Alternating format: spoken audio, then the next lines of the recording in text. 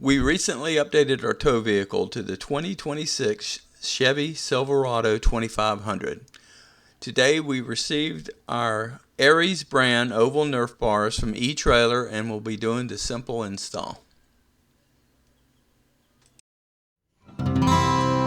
As you can see, the package arrived with a little bit of damage, but the contents inside was well packed and there was no damage at all.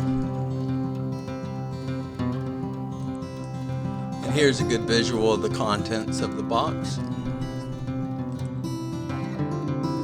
This is the frame rail of the vehicle. You're going to need to pull these little plastic caps out of the pre-threaded holes on the ones that align up with the threaded holes on the Nerf bar.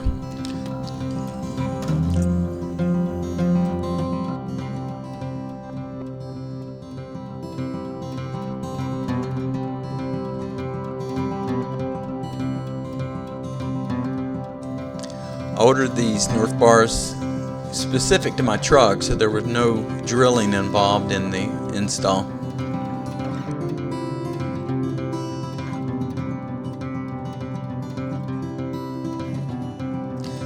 I loosely installed all the bolts and then went back and torqued them down to the specified values that was in the instructions.